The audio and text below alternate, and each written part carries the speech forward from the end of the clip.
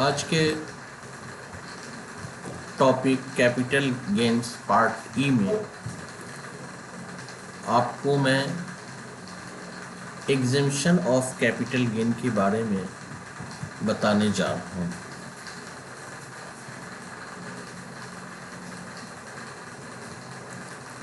Capital gain exemption from tax.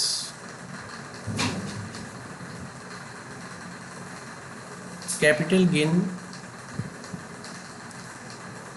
होने पे tax exemption का भी प्रोविज़न है। इस प्रोविज़न का डिस्कशन आज हम करेंगे। एनी प्रॉफिट और gains arising from the transfer of the following assets are exempt from tax. जब किसी भी कैपिटल एसेट्स को ट्रांसफ़र करते हैं, सेल करते हैं, और सेल करने पर जो प्रॉफिट होता है, जो गेन होता है, वो टैक्स से एग्जेम्प्ट होगा। ये टोटल 9 सर्कमस्टांसेस है, जिस सर्कमस्टांसेस को मैं आपको बताऊंगा। पहला है deduction from capital gains on sale of residential house property section 54। दूसरा है deduction from capital gain on transfer of agro land section 54B। तीसरा है deduction from capital gain on compulsory acquisition of land and building forming part of industrial undertakings section 54D। Fourth है deduction from capital gain on acquisition of certain bonds section 54EC। Next है deduction from capital gain on transfer of capital assets other than residential house property section 54F। Next है deduction from capital gain on transfer of capital assets in case of shifting of industrial undertaking from urban area section 54G।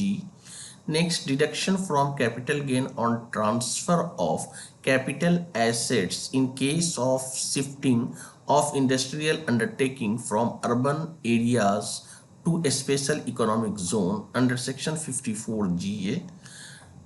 Last, deduction from capital gain on transfer of residential property for investment in eligible company section 54GB। आज हम जो discussion करेंगे इस 3 पे करेंगे। पहला deduction from capital gain on sale of residential house property section 54, deduction from capital gain on transfer of agro land section 54B, deduction from capital gain on compulsory acquisition of land and building forming part of industrial undertaking. तो इस 3 case में हम exemption from tax पर discussion करेंगे कि इस 3 case में capital gain किस तरीके से टैक्स से एग्जेम्प्ट होता है।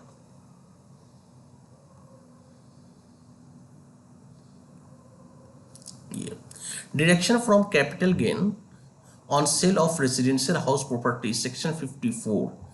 Any capital gain arising on the transfer of a house or land appurtenant by individual or Hindu undivided family thereto is exempt subject to the following condition।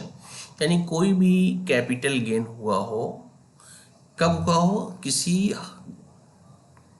House के, किसी मकान के बेचने या लैंड के बेचने, वो एसईसी इंडिविजुअल हो या हिंदू अनडिवाइडेड फैमिली से। इस 2 केस में अगर इंडिविजुअल और हिंदू अनडिवाइडेड फैमिली एसईसी के केस में उसने अगर किसी हाउस को, जो रेजिडेंशियल हाउस हो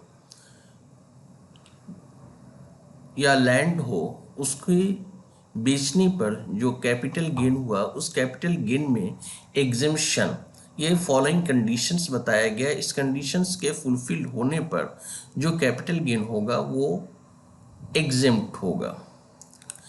पहला केस है assessee has transfer a residential house which had been held by him for a period exceeding 24 month before transfer. यानी कि जब वो सेल किया हो तो सेल करने से पहले एसईसी के पास 24 मंथ से ज़्यादा वो मकान उस एसईसी के पास रहा हो। और दूसरा कंडीशन ये है income of which is taxable under the head income from house and property.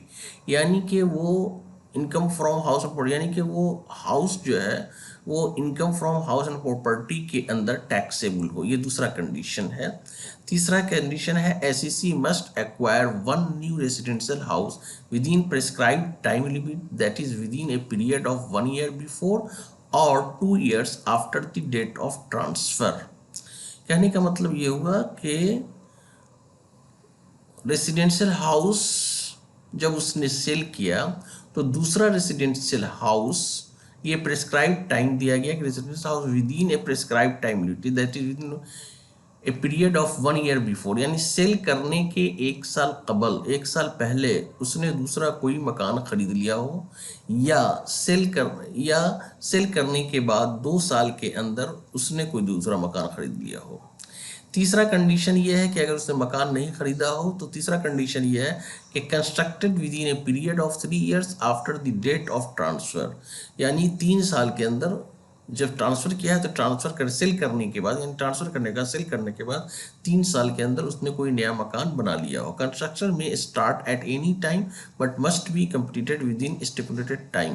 Construction कभी भी शुरू कर सकता है लेकिन ये टाइम फिक्स है कि 3 साल के अंदर उसको ये मकान बना लेना है, तभी ये एग्जम्पशन जो है वो कैपिटल गेन का मिलेगा। तो यहाँ क्लियर हो गया कि ये जो हम लोग देख रहे हैं deduction from capital gain on sale of residential house property, यानी किसी रेजिडेंशियल हाउस को सेल किया जाता है और सेल करने पर जो कैपिटल गेन होता है उस कैपिटल गेन पे अंडर सेक्शन 54 एक इंडिविजुअल और इंटू अनडिवाइडेड फैमिली के केस में एग्जम्पशन मिलता है, यानी कि उस पर टैक्स नहीं लगता है।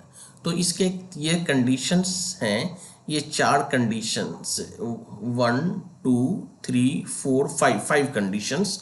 तो पहला कंडीशंस ये है कि एसईसी ने जो सेल किया हो तो सेल करने के 24 मंथ तक वो मकान उसके पास रहा हो। दूसरा कंडीशन ये है कि वो income from house and property के अंदर आता हो रेजिडेंशियल हाउस। तीसरा कंडीशन ये है कि उसने मकान सेल करने के पहले एक दूसरा मकान 1 साल पहले वो खरीद लिया हो, या सेल करने के बाद ट्रांसफ़र करने के बाद 2 साल के अंदर खरीद लिया हो। तीसरा ये कि अगर कोई मकान नहीं खरीदा है तो 3 साल के अंदर उसने मकान को बना लिया हो। तीसरा कंडीशन ये है कि अगर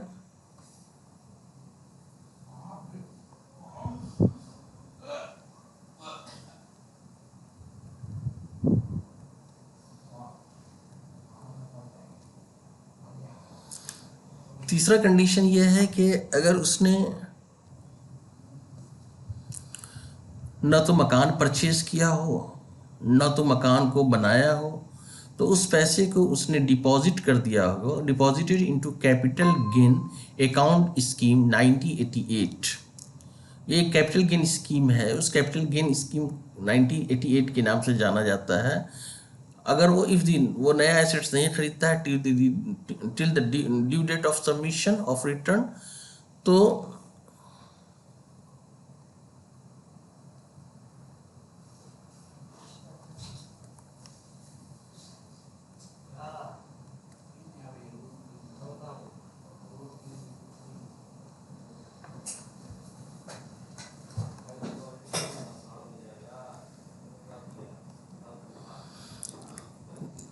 तो ये कंडीशन, ये 5th कंडीशन है कि अगर उसने मकान को ना खरीदा हो ना बनाया हो तो उस पैसे को उसने डिपॉजिट कर दिया हो गया कैपिटल गेन अकाउंट स्कीम 1988 के अंदर। अब यहाँ पर ये डिडक्शन जो मिलेगा, ये डिडक्शन है minimum of the following: investment in the new assets, यानी कि नया मकान उसने खरीद लिया हो, इन्वेस्ट कर दिया हो, या कैपिटल गेन का जो अमाउंट है, यानी कि जितना कैपिटल गेन मिला है उससे ज़्यादा उसको एग्जम्पशन नहीं मिलेगा। अब यहाँ पर यह है रिवोकेशन ऑफ बेनिफिट, यानी कि ये जो एग्जिबिशन मिला है, ये एग्जिबिशन रिवोकेट, ये फ़ायदा ख़त्म भी हो सकता है। तो किस केस में ख़त्म होगा, ये दो केस है जो कि मैं आपको आगे बताने जा रहा हूँ कि रिवोकेशन ऑफ बेनिफिट, ये बेनिफिट जो कैपिटल गेन एग्जिबिशन का मिला है, ये एग्जिबिशन का बेनिफिट, ये दो केस है जिसमें कि विड्रॉ हो सकता है। ये पहला है, if the newly acquired residential house is transfer within 3 years from the date of acquisition of new asset, then the benefit availed earlier shall be revoked. Such revoked income shall be reduced from cost of acquisition of new assets and gain is treated as short term capital gain. यानी कि जो नया मकान खरीदा या बनाया उसके 3 साल के अंदर उसने उस मकान को फिर बेच दिया, यानी नए मकान को भी बेच दिया। तो जब नए मकान को 3 साल के अंदर जो खरीदा था, जिस पर उसको एग्जामिशन मिला था, उसको 3 साल के अंदर अगर वो सेल करता है तो जितना एग्जामिशन कैपिटल गेन का मिला था, वो कैपिटल गेन का एग्जामिशन ख़त्म हो जाएगा, और वो कैपिटल गेन जो है वो जिस साल सेल करेगा उस साल के लिए वो शॉर्ट टर्म कैपिटल गेन निकले हो जाएगा। और इसका तरीका इस तरीके से करते हैं हम लोग कि जो नया मकान जो ख़रीदा, उस नए मकान में इसका जो कॉस्ट है, उस कॉस्ट में जो पहले शॉर्ट टर्म कैपिटल गेन का जो उसने बेनिफिट उठाया था एग्जेम्पशन फ्रॉम टैक्स का, उसको माइनस कर देंगे। माइनस करने के बाद जो कॉस्ट आएगा, उस कॉस्ट को नए मकान का जो सेल कंसिडरेशन है उसमें से माइनस कर देंगे। माइनस करने के बाद जो आएगा वो शॉर्ट टर्म कैपिटल गेन कहलाएगा। दूसरा कंडीशन ये है कि if the amount held in capital gain deposit account scheme 1988 is unutilized, then such amount shall be taxable as long term capital gain in the previous year in which the period of 3 years from the date of transfer expires. यानी कि capital gain scheme में जो पैसा जमा किया था वो unutilise, यानी उस पैसे को 3 साल के अंदर यूज़ कर लेना है। अगर 3 साल के अंदर यूज़ नहीं किया तो वो जो एग्जेम्पशन मिला था, वो एग्जेम्पशन जो है आफ्टर 3 years का जो पीरियड है उसे ख़त्म होने के बाद जो previous such amount shall be taxable as long term capital gain in the previous year. उस प्रीवियस ईयर में, जिस प्रीवियस ईयर में 3 साल ख़त्म हो जाता है, उस प्रीवियस ईयर में वो जो एग्जेम्पशन मिला था वो exemption long term capital gain हो जाएगा। तो ये दो केस है जिस केस में कैपिटल गेन एग्जेम्पशन का जो बेनिफिट मिला था वो बेनिफिट विड्रॉ हो जाएगा, ख़त्म हो जाएगा।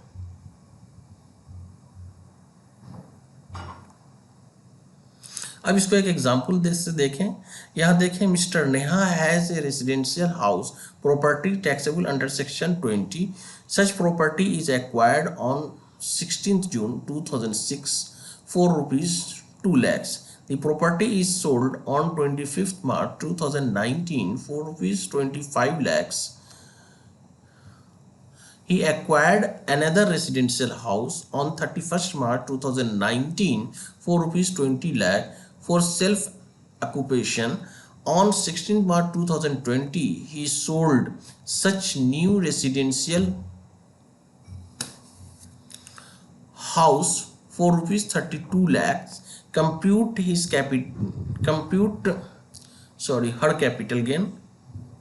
Her capital gain for the assessment year 2019-20 and 2020-21.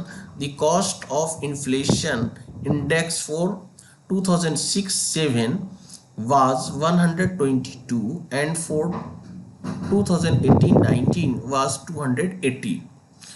यानी ये सवाल है कि मिसेज नेहा ने एक मकान ख़रीदा अंडर सेक्शन 22, और वो कब ख़रीदा, 16 जून 2006 को 2 lakhs में ख़रीदा, और द प्रॉपर्टीज को सेल किया उसने 25 मार्च 2019 को 25 लाख में।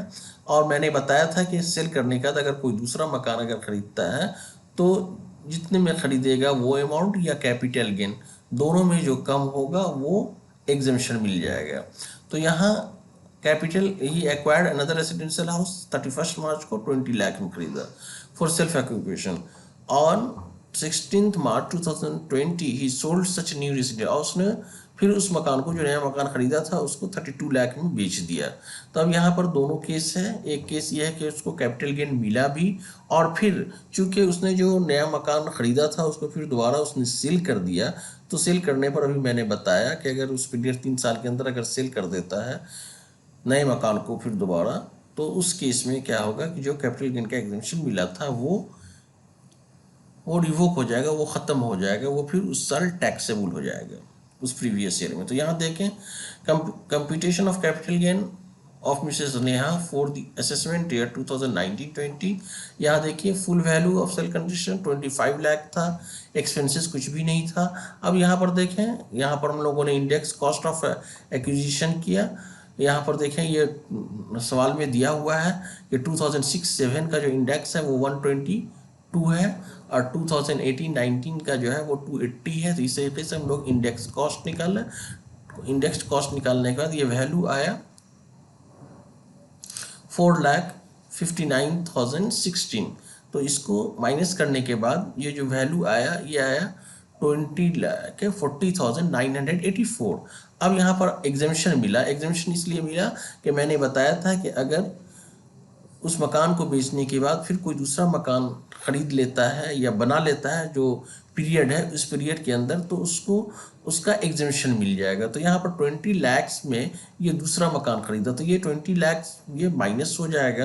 तो माइनस होने के बाद अब जो इसका लॉन्ग टर्म कैपिटल गेन हो गया वो कितना हो गया 40,984। अगर ये दूसरा मकान नहीं खरीदता 20 लाख का, तो capital gain, long term capital gain में कितना होता 20,40,984। लेकिन उसने दूसरा मकान 20 लाख में खरीदा, तो इस तरीके से इसको टैक्स बेनिफिट जो है वो कितने का हो गया 20 लाख का। अब जो टैक्स लगेगा वो 40,984 पे लगेगा।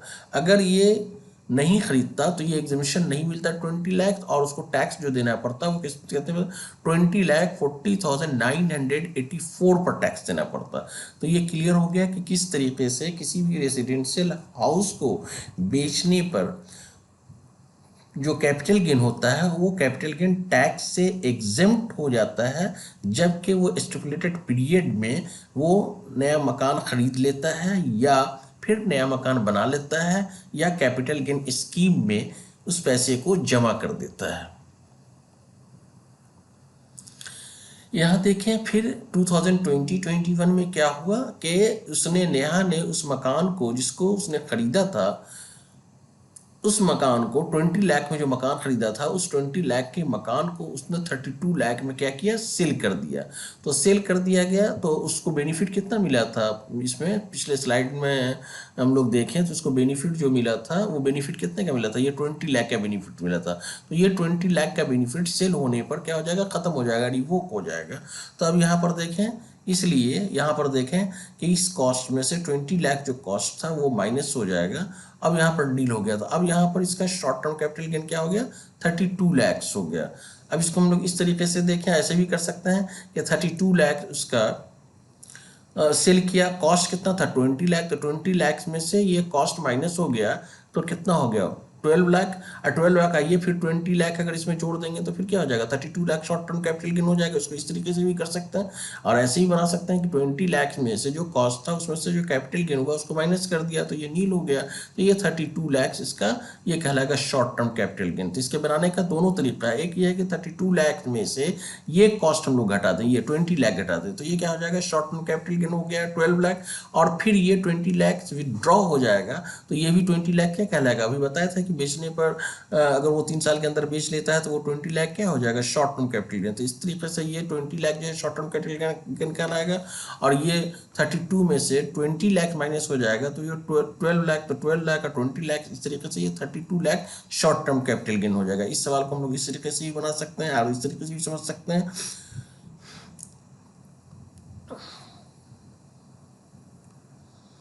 यहाँ देखें दूसरा डिडक्शन जो है, दूसरा जो एग्जम्पशन है वो deduction from capital gain on transfer of agro land under section 54B। Agro land का मतलब कि वो ज़मीन जो एग्रीकल्चर ज़मीन है, लेकिन वो ज़मीन कहाँ है एग्रीकल्चर ज़मीन? वो ज़मीन है अर्बन एरिया में। इफ़ एन इंडिविजुअल और Hindu undivided family sold N urban agricultural land, यानी जो शहरी इलाके में एग्रीकल्चरल लैंड है उसको एसईसी कौन है? इंडिविजुअल और हिंदू अनडिवाइडेड फैमिली है land, and invested the capital gain in rural और urban agricultural land may claim deduction under this section after fulfil the following conditions.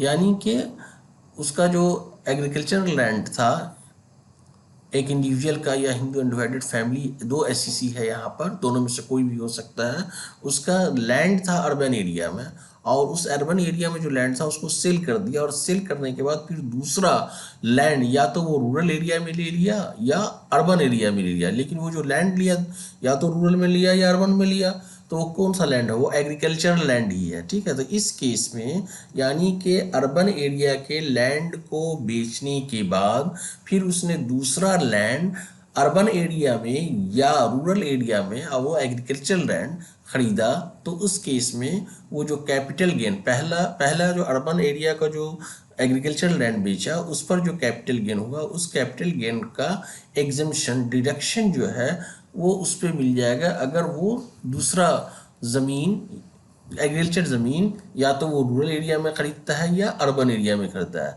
लेकिन इसमें कंडीशंस है ये कि ये कंडीशंस है जो नीचे बताया गया, ये कंडीशन, इस कंडीशन को हम देखें क्या क्या कंडीशंस है, इस कंडीशन को ये फुलफिल करेगा तभी वो कैपिटल गेन एग्जम्पशन मिलेगा।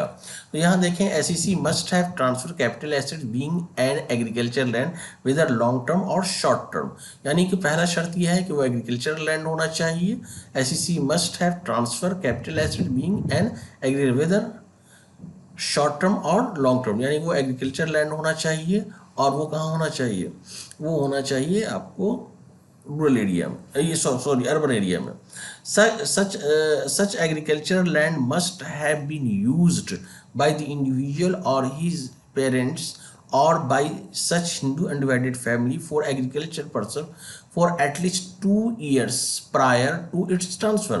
यानी इसमें दूसरा कंडीशन ये है कि उसने ज़मीन को सेल करने के पहले वो इंडिविजुअल एसईसी या उसके जो पेरेंट्स है या फिर हिंदू अनडिवाइडेड फैमिली के केस में उसने कम से कम 2 साल उस ज़मीन को यानी कि सेल करने के पहले कम से कम 2 साल उसको एज ए एग्रीकल्चर ज़मीन अपने पास यूज़ किया हो।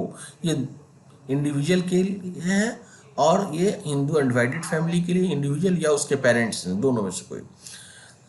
तीसरा कंडीशन है ये है कि when an SEC was using the property as a tenant, यानी हो सकता है कि वो कुछ दिन उस ज़मीन का टेनेंट रहा हो, यानी कि उसने टेनेंसी पर लिया हो लेकिन बाद में वो ऑनर हो गया हो, तो जब से वो टेनेंसी पे था वो ईयर भी उस 2 ईयर में शामिल हो जाएगा। ये दूसरा कंडीशन बताया जा रहा है।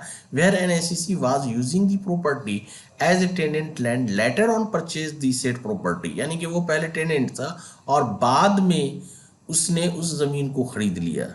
ठीक है, तो वो जो टेनेंसी पीरियड था वो टेनेंसी पीरियड भी 2 इयर्स में शामिल हो जाएगा। Then while calculating the period of 2 years as stated above, the period during which SEC was using the property as a tenant shall also be included, यानी वो tenancy period में जो use किया था वो भी 2 इयर्स में शामिल होगा। अब यहाँ नेक्स्ट कंडीशन, फोर्थ कंडीशन जो है assessee must purchase a new land for agriculture purpose with in 2 years after the date of transfer, यानी कि जब उसने सेल किया हो तो सेल करने के बाद उसने 2 साल के अंदर दूसरा ज़मीन जो है वो एग्रीकल्चरल लैंड जो है वो खरीद लिया हो।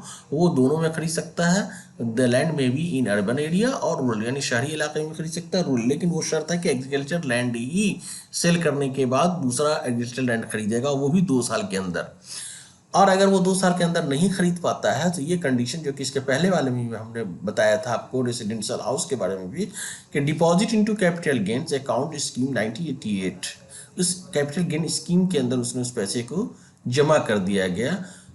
If the new assets is not acquired, अगर उसने नया एसेट्स एक्वायर नहीं किया till the due date of submission of return of income, then the SEC will have to deposit the money capital gain deposit account with a nationalized bank। तो यहाँ पर अगर SEC ने नया कोई दूसरी कोई दूसरा ज़मीन नहीं खरीदा due date of submission of return of income के दिन तक, तो एसईसी को ये राइट है कि उस पैसे को वो कैपिटल डिपॉजिट अकाउंट खोल करके किसी नेशनलाइज बैंक में वो जमा कर दे उस पैसे को। तो जितना पैसा वो जमा करेगा कैपिटल गेन डिपॉजिट अकाउंट में, वो भी एग्जेम्पशन में आ जाएगा, कैपिटल गेन एग्जेम्पशन में। तो यहाँ पर फिर बताया गया direction minimum of the following, ये दोनों में से कोई एक, जैसे मान लिया कि उसको ये तो या तो investment in the new assets और कैपिटल गेन, ये दोनों में जो कम होगा वो कैपिटल गेन एग्जेम्पशन माना जाएगा, वही कैपिटल गेन एग्जेम्पशन। जैसे सपोज करें कि उसको कैपिटल गेन हो गया 10 लाख रुपया, लेकिन उसने इन्वेस्ट किया 5 लाख, तो 5 लाख का ही उसको एग्जेम्पशन मिलेगा। दूसरा ये है कि अगर उसको कैपिटल गेन हुआ 5 लाख, लेकिन उसने इन्वेस्ट, इसे जस्ट उल्टा देखें रिवर्स, लेकिन उसने इन्वेस्ट किया कितना 10 लाख, तो उसका एग्जेम्पशन कितना मिलेगा 5 लाख। तो इन्वेस्टमेंट अमाउंट या capital gain whichever is less, उसका ही डिडक्शन मिलेगा। तो यहाँ पर मैंने लिखा deduction minimum of the following either in investment in the new assets और capital gain whichever is less. अब यहाँ पर रिवोकेशन ऑफ बेनिफिट का मतलब ये होगा कि जो कैपिटल गेन एग्जेम्पशन का बेनिफिट मिला था वो बेनिफिट खत्म हो सकता है। ये दो केसेस हैं जिस केस में कि ये दोनों जो बेनिफिट मिला था कैपिटल गेन एग्जेम्पशन का, वो एग्जेम्पशन खत्म हो सकता है। पहला क्या है, if the need to acquired agriculture land is transfer with in 3 years from the date of acquisition of new asset, then the benefit availed earlier shall be revoked. Such revoked income shall be reduced from the cost of acquisition of new assets and capital gain will be treated as short-term capital gain. यानी कि जो land, दूसरा land जो खरीदा था, उस land को फिर उसने दोबारा 3 साल के अंदर अगर सेल कर दिया, तो जो बेनिफिट कैपिटल गेन एग्जेम्पशन का बेनिफिट मिला था वो कैपिटल गेन एग्जेम्पशन जो है जिस साल सेल करेगा, जिस प्रीवियस ईयर में, उस साल जो है वो बेनिफिट जो है वो फिर टैक्सेबल हो जाएगा जो पिछले साल एग्जेम्पशन का बेनिफिट मिला था। यानी कि जो एग्जेम्पशन मिला था वो एग्जेम्पशन फिर वो टैक्सेबल हो जाएगा अगर वो 3 साल के अंदर वो दूसरी लैंड जो खरीदा है उस लैंड को फिर वो अगर सेल कर देता है। नेक्स्ट है if the amount held in capital gain deposit account scheme 1988 is unutilise, यानी उसने कैपिटल से पहले मैंने बताया था कि वो कैपिटल गेन स्कीम में भी अगर जमा कर देता है तो उसको एग्जेम्पशन मिल जाएगा। तो उसने क्या किया, उस पैसे को तो जमा किया लेकिन वो यूटिलाइज नहीं हो पाया, यानी उसको यूटिलाइज नहीं कर पाया, अनयूटिलाइज रह गया। Then such amount shall be taxable as short term, तो वो जो है शॉर्ट टर्म कैपिटल गेन भी हो सकता है और लॉन्ग टर्म कैपिटल गेन भी हो सकता है depending on the nature of gain on original transfer in the previous year in which the period of 2 years from the date of transfer expires। यानी कि 2 साल के अंदर अगर उसने उस पैसे को यूज़ नहीं किया तो एक्सपायर कर गया, तो एक्सपायर करने के बाद वो पैसा जो है वो शॉर्ट टर्म और लॉन्ग टर्म दोनों जो भी केस होगा depending on the nature of gain on original transfer, तो वो शॉर्ट टर्म या लॉन्ग टर्म कैपिटल गेन होगा। ये कैपिटल गेन स्कीम में जो पैसा जमा किया उस पैसे को वो अनयूटिलाइज रह गया, यूज नहीं हो पाया उस केस में। तो ये 2 कंडीशन था कि जो बेनिफिट मिला था एग्जेम्पशन का कैपिटल गेन का, वो एग्जेम्पशन का बेनिफिट खत्म हो जाएगा। अब इसको भी हम लोग एक एग्जांपल से देखें। यहाँ पर मैंने एक एग्जांपल लिया है, mister Ratan had an agricultural land situated in Jamshedpur which was purchased in 2017-18 rupees 80,50,000 and sold for rupees 50 lakh on 16 June 2019. Mr. Ratan purchased another piece of agricultural land on 12 December 2019 for rupees 5,50,000 and rupees 2 lakh deposit into capital gain scheme on 15th January 2020. Compute capital gains compute capital gain of Mr. Ratan chargeable to tax of the assessment year 2020-21. The cost inflation index for 2078 was rupees 129 and for 2019-20 was 289. तो यहाँ देखिए क्या कह रहा है, mister रतन ने जो है एक एग्रीकल्चर लैंड जो जमशेदपुर एक शहर है उसमें खरीदा था। वाज परचेज कब खरीदा था, 2017-8 में असेसमेंट ईयर में। और यहाँ पर जो खरीदा था वो कितने में, 18,50,000 में, और सोल्ड कब किया, 50 लाख में। कब किया, 16 जून 2019। और फिर मिस्टर रतन ने दूसरा परचेज किया another piece of agriculture land 12 दिसंबर 2019 को, कितने में, 5,50,000। तो चूंकि दूसरा लैंड खरीदा इसलिए ये जो भी कैपिटल गेन इस पर होगा उसमें इसको ये एग्जेम्पशन मिल जाएगा 5,50,000।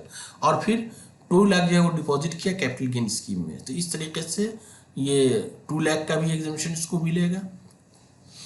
अब यहाँ देखें, अब कह रहा है कि कैपिटल गेन निकालिए मिस्टर रतन में क्या क्या टैक्सेबल होगा, कितना टैक्सेबल होगा कैपिटल गेन, तो ये कंप्यूट करना है। तो देखें नेक्स्ट स्लाइड में किस तरीके से इसका इस सवाल का कैलकुलेशन किया गया है। तो यहाँ देखें, यहाँ full value of sale consideration कितना है, 50 लैक्स है। यहाँ देखें कॉस्ट ऑफ एक्विजिशन हम लोगों ने निकाल लिया, यहाँ 2007-8 का देखें हम लोग, इन्फ्लेशन क्या है, 129 है, और 2019-20 का इन्फ्लेशन क्या है, 289। तो इसी को लिया गया है यहाँ पे इंडेक्स को, कॉस्ट ऑफ इंडेक्स निकालने के लिए। तो यहाँ देखें 80,50,000 का जो कॉस्ट ऑफ इंडेक्स निकला वो 40,44,574 हुआ। तो इस 50 लाख में से 41,44,574 ये माइनस हो गया। तो ये माइनस होने के बाद जो लॉन्ग टर्म कैपिटल अगेन आया वो कितना आया, 8,55,426। अब यहाँ पर देखिए इसके पहले सवाल में कि यहाँ पे ये देखिए कि ये इसने खरीदा दूसरा लैंड है ना, कब खरीदा, 5,50,000 में, और फिर 2 लाख जो है वो जमा किया किस में, कैपिटल गेन स्कीम में। तो यहाँ पर ये 5,50,000 प्लस 2 लाख टोटल कितना हो गया, 7,50,000। तो ये 7,50,000 का यहाँ पर under section 54B purchase of new land deposit into new land and फिर डिपॉजिट, ये purchase of new land 2,50,000 and deposit into capital gain scheme 2 lakh. तो ये टोटल कितना हो गया, 7,50,000। इसको माइनस करने के बाद जो आया ये कहलाया लॉन्ग टर्म कैपिटल गेन। तो इस तरीके से ये लॉन्ग टर्म कैपिटल गेन जो हुआ ये कितना होगा, 1,05,426। अगर ये एग्जेम्पशन नहीं मिलता 7,50,000 का, तो यहाँ पर कैपिटल गेन जो टैक्सेबल होता है, ये लॉन्ग टर्म कैपिटल गेन जो टैक्सेबल होता है ये अमाउंट होता है 8,50,426। लेकिन यहाँ पर इसको एग्जेम्पशन क्या मिला कि अंडर सेक्शन 54B में ये बताया गया है कि अगर कोई नया लैंड खरीद लेता है 3 साल के अंदर, 2 साल के अंदर,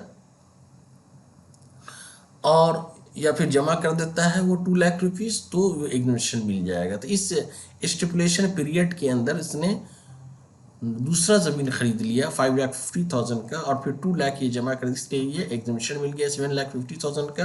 तो अब यहाँ पर टैक्स 8,50,426 पर नहीं लग करके कितने पर लगेगा, 1,05,426। इस तरीके से यहाँ पर SEC को 7,50,000 का बेनिफिट हो गया। इस 7,50,000 पर इसको टैक्स नहीं लगेगा।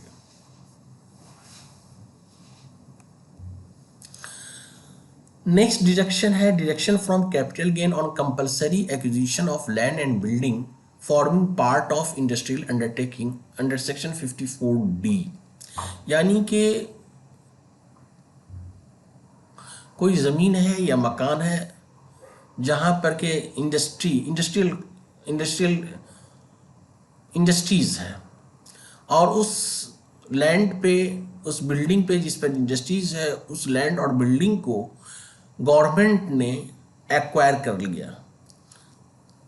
तो उस केस में ये बताया गया कि उस केस में गवर्नमेंट की तरफ से जो उसको कंपनसेशन मिलेगा वो कंपनसेशन किस तरीके से इस सेक्शन 54D के अंदर एग्जेम्प्ट होगा, इसके बारे में बताया गया है।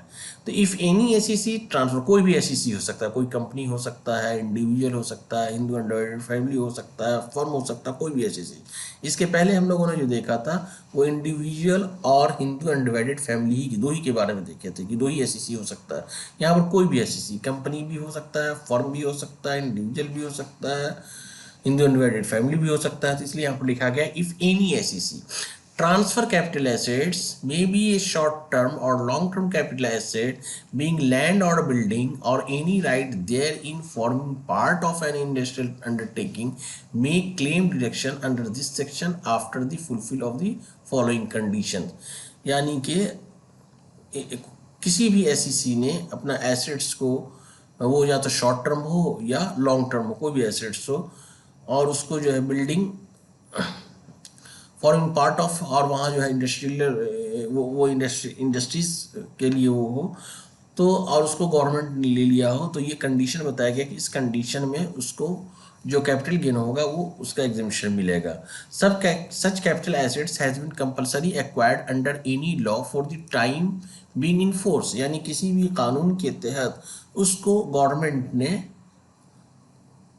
कंपल्सरी एक्वायर्ड कर लिया हो.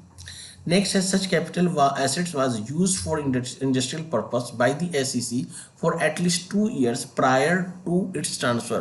यानी ट्रांसफ़र करने के पहले, यानी बेचने के पहले, यानी गवर्नमेंट को ट्रांसफ़र करने के पहले उसने कम से कम 2 साल एज ए इंडस्ट्रीज पर्पस से उस ज़मीन को या उस मकान को यूज़ किया हो. When an SEC next condition, third condition है, when an SEC was using the property as a tenant and later on purchase the said property, then while calculating the period of 2 years as stated above, the period during which SEC was using the property as a tenant shall also be included. ये इसके पहले जो हम लोगों ने देखा था 54B में, तो इसमें उसमें वही चीज़ थी कि अगर उसने ज़मीन परचेस करने के पहले कुछ दिन उसने एज ए टेनेंट उस ज़मीन को यूज़ किया हो, तो वो पीरियड जो है 2 years का, वो उसी पीरियड वहीं से काउंट होगा जब से वो टेनेंट था, यानी जब से वो यूज़ कर रहा था. तो सेम केस इसमें भी है, इस 54D के अंदर भी है. यहाँ पर नेक्स्ट कंडीशन, फोर्थ कंडीशन है, assessee must purchase any other land और बिल्डिंग और construct building for the purpose of shifting re-establishing the said undertaking or setting up another industries. यानी कि वो इंडस्ट्रीज उसको एक्वायर कर लिया, गवर्नमेंट ने ले लिया, उसके बाद उसने वो दूसरा इंडस्ट्री जो है इंडस्ट्री कायम करने के लिए उसने लैंड या बिल्डिंग कंस्ट्रक्ट की, लैंड लिया हो और बिल्डिंग कंस्ट्रक्ट किया हो for the purpose of shifting, यानी कि उसका पर्पस हो कि जहाँ पर जो इंडस्ट्रीज थी उसकी पहले उस इंडस्ट्रीज को दूसरी जगह शिफ्ट करने के लिए उसने लैंड लिया हो, उस पर बिल्डिंग बनाया हो, और ये undertaking acquire with in 3 years, और उसके 3 साल के अंदर इसने ये काम कर लिया हो after the date of received of compensation और एनी पार्ट देयर ऑफ, यानी जब कंपनसेशन मिला, कंपनसेशन मिलने के 3 साल के अंदर ही, जब कंपनसेशन मिला, कंपनसेशन मिलने के 3 साल के अंदर ही उसने अपने इंडस्ट्रीज को दूसरा ज़मीन खरीद करके शिफ्ट कर दिया हो, वहाँ पर फिर बिल्डिंग कंस्ट्रक्ट कर दिया हो, तो एग्जेम्पशन कैपिटल गेन का इस सेक्शन 54D के अंदर मिलेगा. नेक्स्ट है deposit into capital gain scheme 1988. If the new assets is not acquired till the due date of submission of return of income, then the assessee will have to deposit the money capital deposit account with nationalization. इस same चीज़ के पहले हम लोग 54B में भी देखे थे. सेम चीज़ है कि अगर उसने उस पैसे को यूटिलाइज नहीं किया, कब नहीं किया, till the date of submission of the return of income, तो उस केस में उस पैसे को क्या करता है, वो कैपिटल गेन स्कीम में जमा कर देता है. ठीक है, और वो कैपिटल गेन स्कीम में एक जो भी कोई भी नेशनलाइज बैंक हो, उस नेशनलाइज बैंक में कैपिटल गेन अकाउंट स्कीम खोल करके 1988 स्कीम में वो पैसा जमा कर देगा.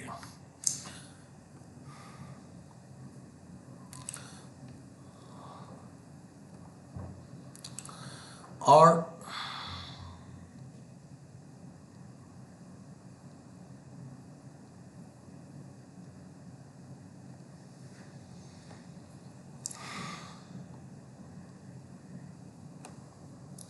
डिडक्शन में भी चीज़ है, deduction minimum of the following investment in new assets, या तो उसने इन्वेस्ट कर दिया हो, वो नया लैंड खरीद लिया हो, उसको बिल्डिंग बना दिया हो, या कैपिटल गेन, इस दोनों में जो कम अमाउंट होगा वो डिडक्शन मिल जाएगा, है ना।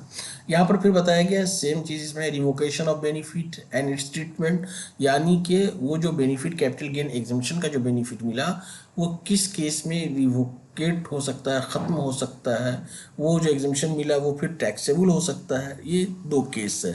इफ़ न्यूली एक्वायर्ड लैंड और building is transfer with in 3 years, यानी कि जो उसने लैंड खरीदा या बिल्डिंग खरीदी उस इंडस्ट्रीज़ को सेटअप करने के लिए फिर से, और उस इंडस्ट्रीज़ को फिर दोबारा उस लैंड को, उस बिल्डिंग को 3 साल के अंदर बेच देता है, जब खरीदा है उसके 3 साल के अंदर, then the benefit availed earlier shall be, जो बेनिफिट, टैक्स बेनिफिट जो उसको पहले मिला था वो ख़त्म हो जाएगा, and such revoked income shall be reduce from the cost of acquisition, और जो नया जो एसेट्स खरीदा है उसमें से वो कैपिटल गेन माइनस हो जाएगा। कैपिटल गेन माइनस होने के बाद जो आएगा वो शॉर्ट टर्म कैपिटल गेन कहलाएगा। अगर हम माइनस नहीं भी करते हैं तो भी जितना अमाउंट होगा वो शॉर्ट टर्म कैपिटल गेन कहलाएगा, और जो नया लैंड बेचा है उसका जो कंसिडरेशन होगा उस कंसिडरेशन में से उसका जो कॉस्ट होगा वो माइनस कर देंगे, प्लस ये जो पहले जो एग्जामिशन मिला था वो एग्जामिशन, वो शॉर्ट टर्म कैपिटल गेन हो, दोनों मिल करके कैपिटल गेन हो जाएगा। ये दोनों तरीके से सवाल को बना सकते हैं।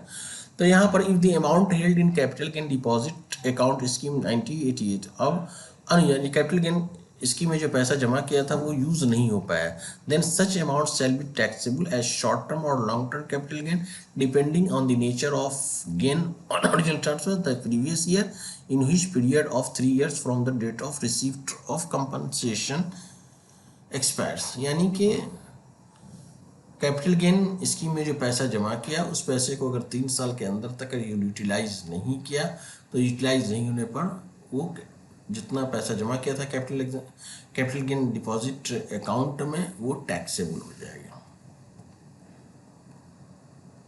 यहाँ इसको भी एक एग्जाम्पल से देखें। Ramesh limited has a building acquired on 18/8/2017 for ₹5 lakhs. The SEC as a tenant earlier used the building for industrial purpose since last 7 years, and even after purchase it continuously used for industrial purpose। यानी ये कहना है कि Ramesh limited ने एक building acquire किया 18 अगस्त 2017 को, कितने में, 5 lakhs में। और SEC एज ए टेनेंट, और SEC जो है as a tenant earlier use कर रहा था बिल्डिंग को for industrial purpose since last 7 years से, and even after purchase it is continuously use for industrial purpose such building, और उसको इंडस्ट्रियल पर्पज के लिए यूज़ कर रहा था। सच बिल्डिंग इज़ कंपल्सरी एक्वायर्ड, उस बिल्डिंग को गवर्नमेंट ने एक्वायर कर लिया, उसके बदले में कंपनसेशन कितनी दे रही है government, 12 lakh। As on 16 July 2018 the compensation was received on 1st March 2019। the written down value of block consists of 3 buildings, 3 building थी ब्लॉक बिल्डिंग, और on 1st April 2018 is ₹7,50,000। The company acquired new building for industrial purpose ₹2 lakh as on 31st March 2019। कह रहा compute taxable capital gain of Ramesh. तो देखें इस सवाल को किस तरीके से कैपिटल गेन निकाला गया, फिर उस पर किस तरीके से एग्जामिशन मिला। तो यहाँ देखें Ramesh limited purchase the building 17 August 2017 and transfer took place, कब लिया ट्रांसफर हुआ, 16 जुलाई 2018। That is after acquisition of ownership asset is use for industrial purpose और फॉर लेस देन 2 years। और उसने 2 साल के अंदर ही क्या किया, ट्रांसफर टुक प्लेस, और फिर उसने ट्रांसफर कर दिया। That is after acquisition of ownership assets is use for industrial purpose for less than 2 years। However, the SEC was using the same building for industrial purpose as a tenant before acquisition for a period of 7 years, and it can claim the benefit section 54D। यानी कि चूंकि वो 7 year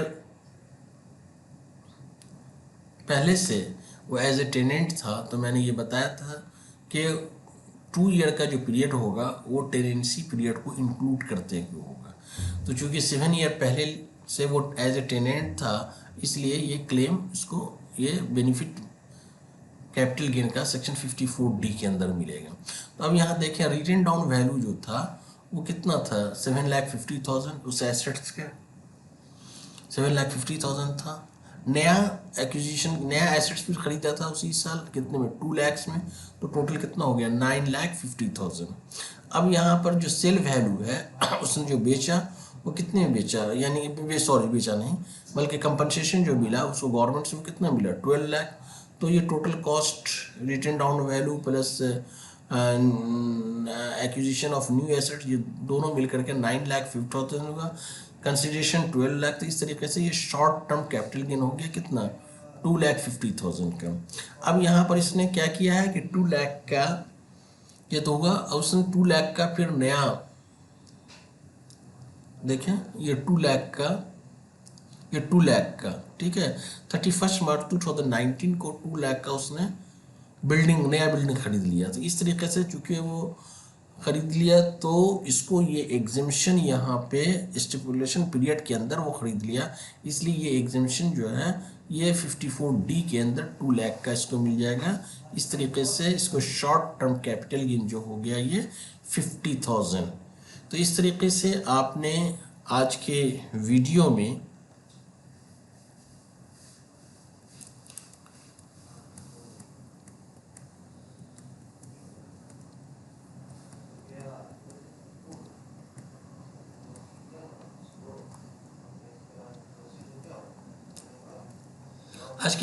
देखा कि किस तरीके से deduction from capital gain on sale of residential house property section 54, deduction from capital gain on transfer of agro land under section 54B, और deduction from capital gain on compulsory acquisition of land and building forming part of industrial undertaking section 54D। तो आज के इस video में ये 3 exemption आपने देखा कि इस 3 केस में किस तरीके से कैपिटल गेन को टैक्स का एग्जेम्पशन मिलता है। अब नेक्स्ट वीडियो में आपका जो रिमेनिंग पार्ट, ये deduction from capital gain, deduction from capital gain on acquisition of certain bonds section 54EC, deduction from capital gain on transfer of capital assets other than residential house property section 54F, deduction from capital gain on transfer of capital assets in case of shifting on industrial undertaking from urban areas section 54G, deduction from capital gain on transfer of capital assets in case of shifting of industrial undertaking from urban areas to special economic zone under section 54GA, deduction from capital gain on transfer of residential property for investment in eligible company section 54GB को देखेंगे। तो इस तरीके से total 9 exemption है। इस 9 exemption में से 3 एग्जेम्पशन पर हम लोग डिस्कशन कर चुके हैं। अब ये 6 जो रिमेनिंग पार्ट है उसको हम लोग नेक्स्ट वीडियो में देखेंगे। Thank you. किसी भी तरह का कोई भी प्रॉब्लम हो तो मैंने अपना ईमेल आईडी दे दिया है, उस ईमेल आईडी पर आप मुझसे कांटेक्ट करें। Thank you.